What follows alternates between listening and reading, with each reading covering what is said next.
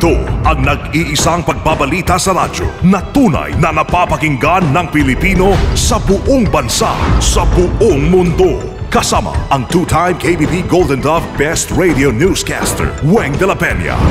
Live mula sa RMN News Center, Manila. Ito ang KBP Golden Dove Best News Program. RMN News Nationwide. Headlines. Sa RMN News Nationwide ngayong umaga, 8 miyembro ng Sulu Royal Army kinasuhan ng terorismo sa Sabah. Umano'y alegasyon na mga kiram na pro-Malaysia si Pangulong Aquino nilinaw.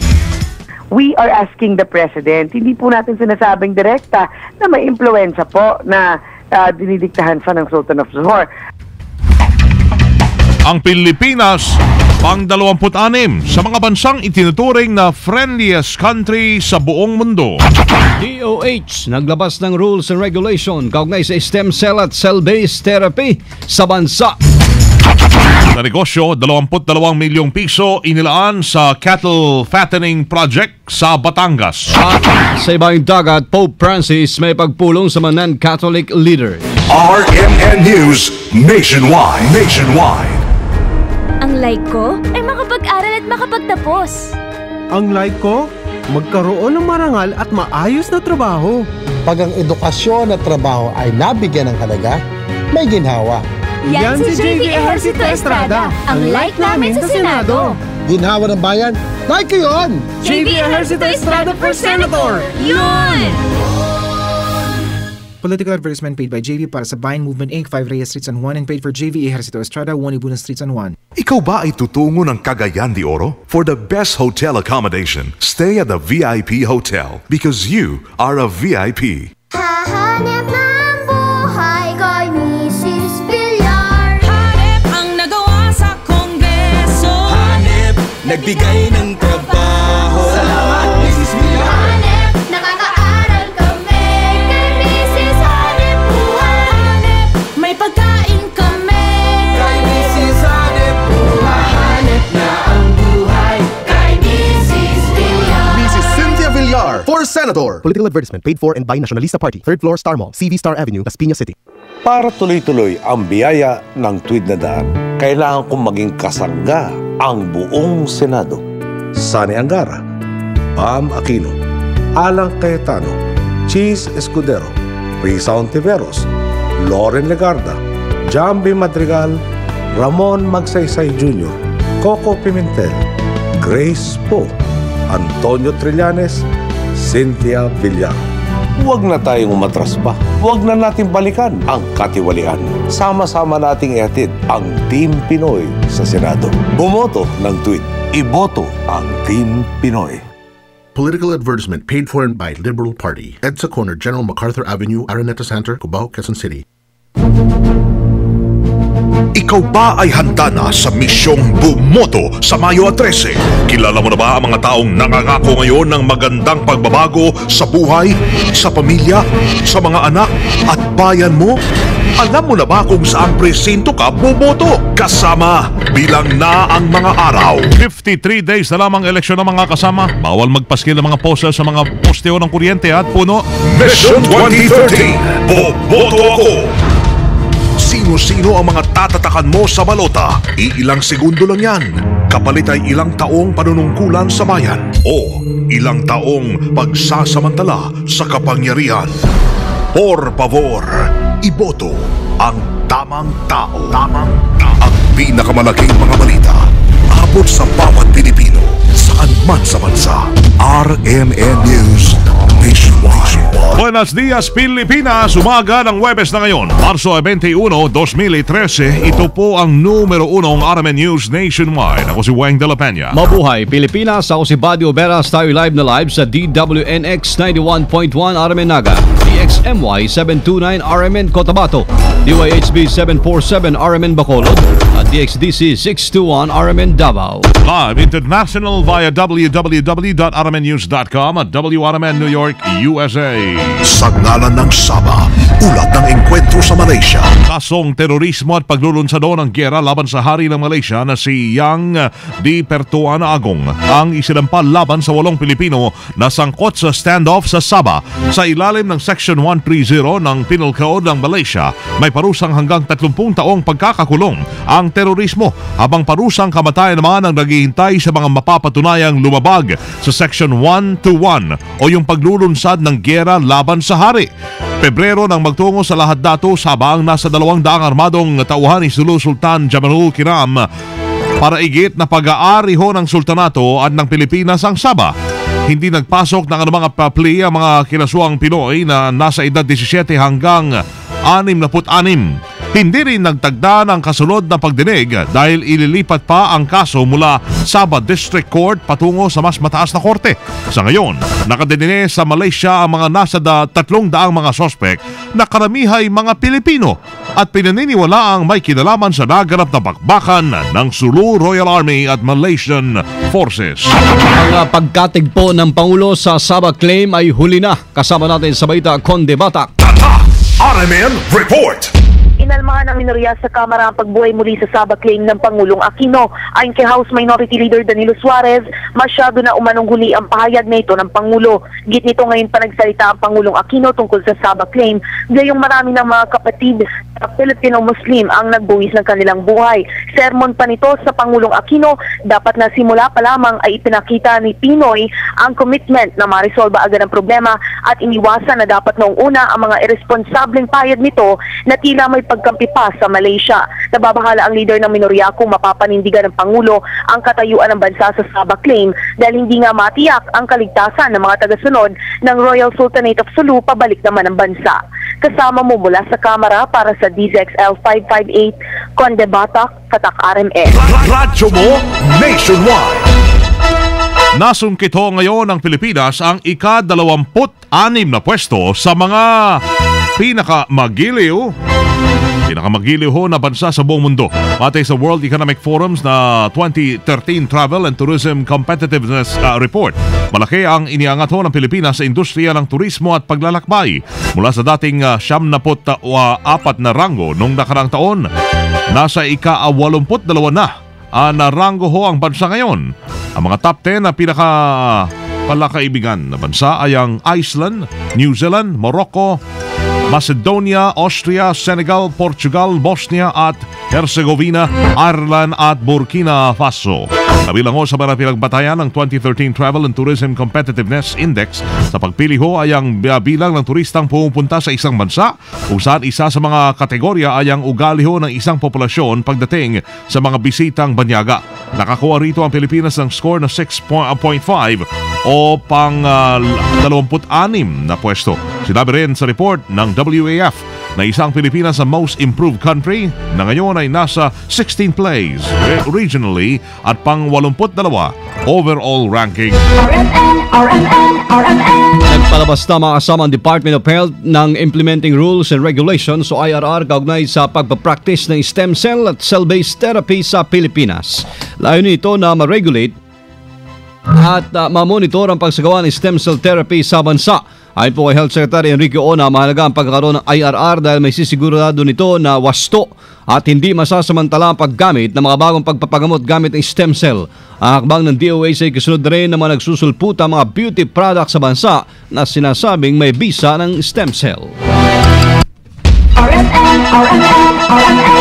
Balikan ho natin yung sa mga Kiram. Nilinaw ngayon ng pamilya Kiram ang isyong may kinalaman ng Malaysian State of Johor sa mga desisyon ni Pangulong Noynoy Aquino na sa Sabah standoff.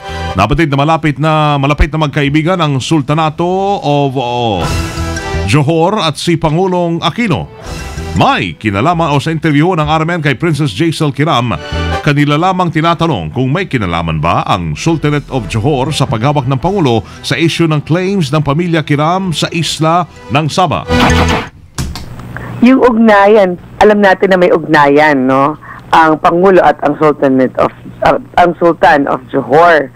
Kaya nga po tinatanong ho natin ang Presidente. Tayo ho ay nagtatanong kay Pangulong Aquino kung bakit po ganyan ang kanyang desisyon. Kung meron po bang impluwensya ang kanyang desisyon sa Sultan of Johor. We are asking the President, hindi po natin sinasabing direkta na may impluensya po na dinidiktahan siya ng Sultan of Johor. Git pa ni Princess Jaisel sa mga desisyon kasi ho ng Pangulo sa Sabah standoff ay makikilalang maka-pro-Malaysia. Ito. Pagdating ng dalawang kardinal mula galing pagdating ho ng dalawang kardinal galing sa Vatican, inaantabayanan. Kasama natin sa balita Joyce Adra. RMN Report.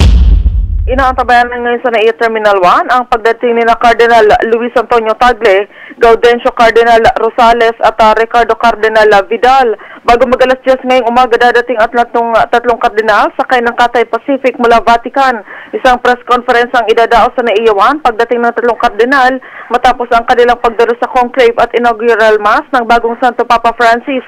Nakaabang na rin ang mga tauhan ng Simbahang Katoliko na sasalubong sa tatlong kardinal sa NAIA Terminal 1. Kasama mo sa NAIA, Joyce Adra, Tatak RMN. Radyo mo nationwide. Alekasyong na-impluensya ng simbahan ng Korte Suprema sa RH Law itinanggi. Masama natin sa balita, Angel Ronquillo.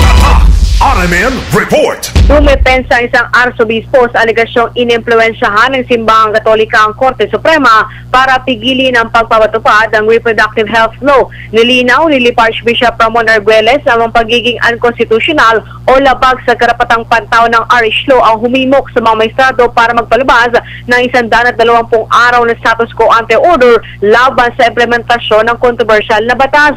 Inihayag pa ni Archbishop Arguelles sa walang kinalaman ang mga obispo sa usapin dahil ay iba't ibang grupo ng mga laiko ang naghain ng petisyon kontra sa naturang batas. Inaasahan na rin ni Archbishop Arguelles na hindi tututol sa pagpapatupad ng RH Law ang mga maestrado na itilaga ni Pangulong Benigno Aquino. Kasama mo sa lungsod ng Maynila para sa DZEC sa 558 in Zorwan Quillo. Tatak RMN. Radyo mo RMN Nationwide Report. 26 na eskwelahan sa Northern Mindanao magtataas ng tuition. Kasama natin sa balita si Alwin Saliring ng RMN Cagayan de Oro. RMN Report. Aabot sa 26 na mga paaralan sa Northern Mindanao ang nakatakdang magtaas ng matrikula sa susunod na school year.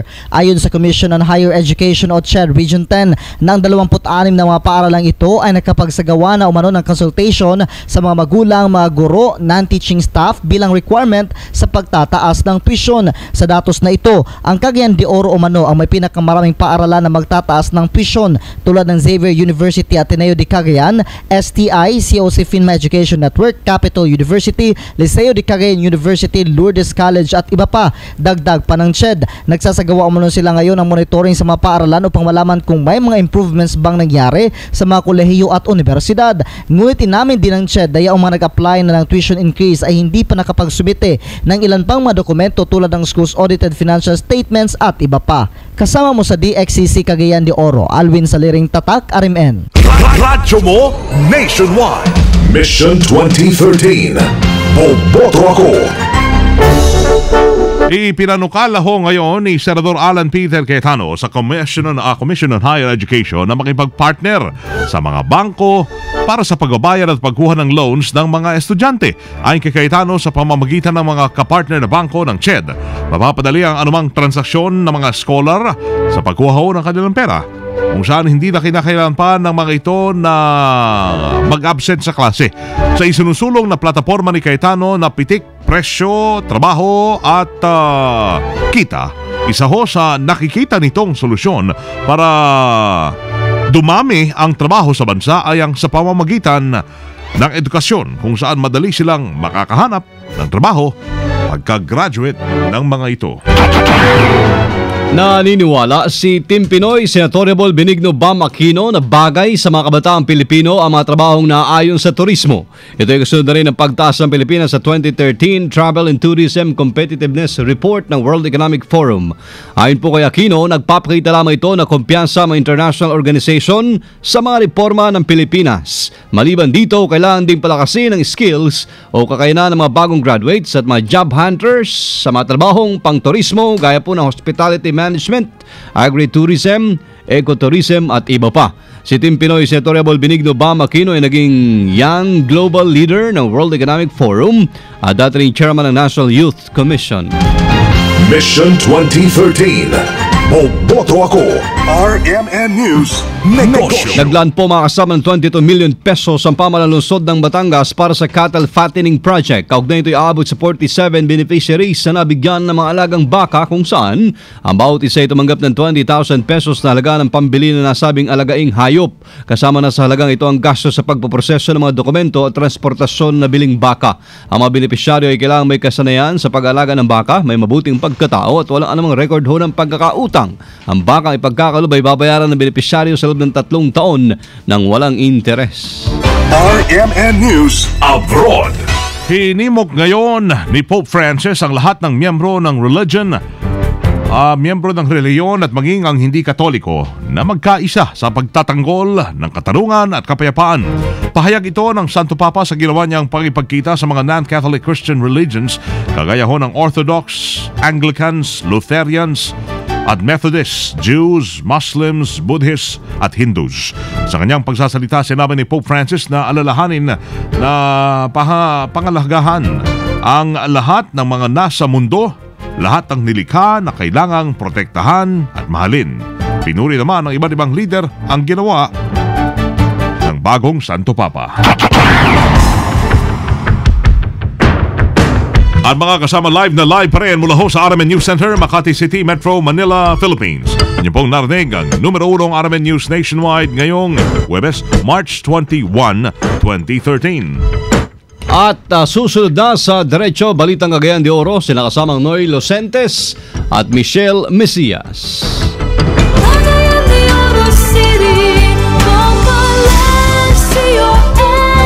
Ano yan sa bagong number 1 na naman ulit, DXCC, RMN Cagayan de Oro. Congratulations, congratulations. Panoorin ho yung naging pagbabalita namin ngayong alas 7 ng umaga. At sa YouTube, type lamang po mga kasama ang RMN News Nationwide. Kasama nyo sa serbisyo publiko, Weng de la Peña, Buddy Obera. Dito pa rin ho sa tahanan na may pinakamaraming number 1 ngayong 2013. Pinakamaraming himpilan ngayong 2013. Tama, RMN Radyo Mo Nationwide. 60 years ng maasahang public service nationwide. Live via satellite. Live via satellite. RMN News Nationwide.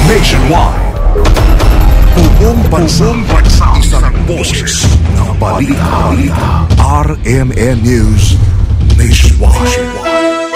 Oras tatak alas 7:18 ng umaga. Tatak RMN. That time check was brought to you by Alaksan